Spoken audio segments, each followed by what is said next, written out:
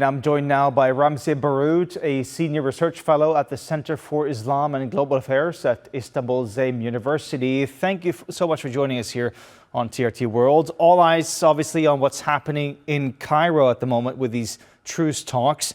Do you see a possible peace deal be reached before Ramadan?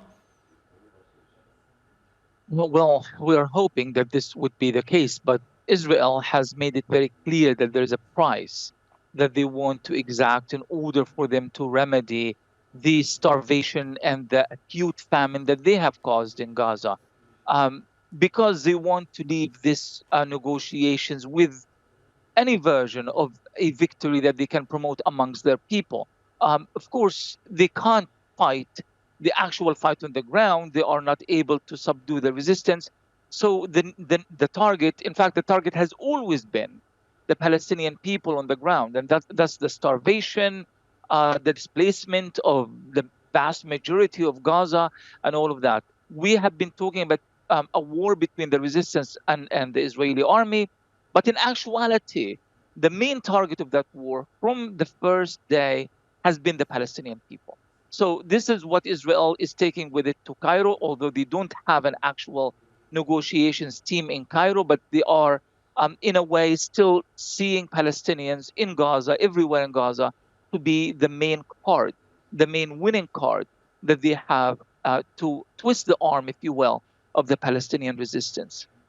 I mean, Israel says, though, that they're not in a war with the civilians, with the Palestinians. They're in a war with Hamas and that they want to crush Hamas. Do you think that Hamas should just release the Israeli hostages so that there are no civilians involved in this?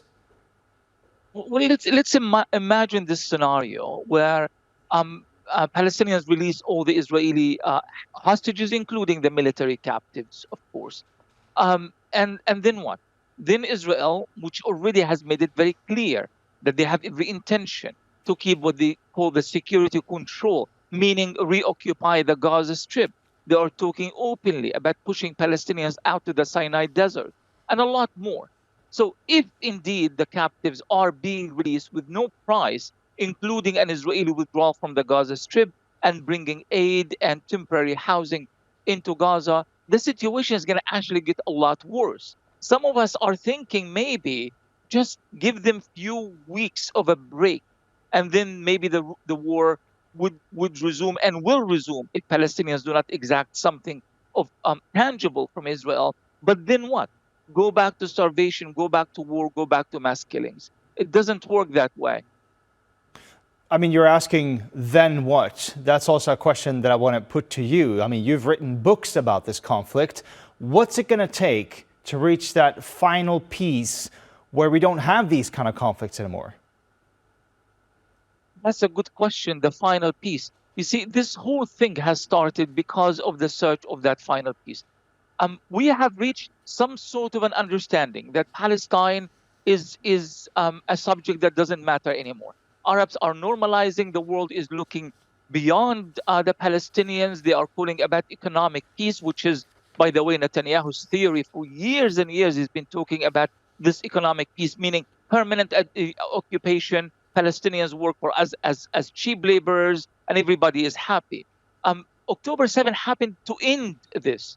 We could have a different conversation about October 7, but it really was a Palestinian outcry against the imposition of an unjust peace and normalization on the Palestinian people. And this is, and Netanyahu is right, and he lies quite often, but this time he is right. He says, if we lose this war, we will never be able to fight another war again. Palestinians know it, the Israelis know it, Washington knows it. And this is why Biden the other day said, the critics of the war maybe need to give this a little bit more time. Time for what? They need Israel to leave victorious out of Gaza. Otherwise, everything that they have planned, everything that they have organized in recent years with the deal of the century and everything that happened before and after, all of this will be erased. This is why they are keen on a victory, and they are not going to get that victory, not today or any time in the future. So do you see a real risk of displacements? I mean, people down in Rafah to have to be forced to leave to head to Egypt, and people on the West Bank having to leave to Jordan? Yes, because Israel knows that there are two things that will make it win this war: completely destroying the Palestinian people. And I know this sounds like an exaggeration, maybe at one point did, but now we're actually talking about an acute famine. I mean, every family, including mine, has lost 30, 40 members. We are talking about a Holocaust here. So the possibility of completely erasing the Palestinian people in Gaza is not a notion, is not a far-fetched notion, is a real thing. And it's happening. In fact, the United Nations says even if the war stops now, thousands of people will still die from famine.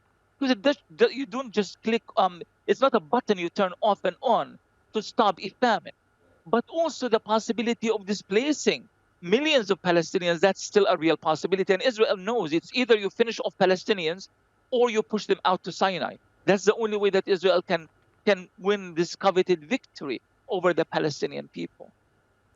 All right, thank you so much for your insight and analysis. Ramzy Baroud from Istanbul Zaim University.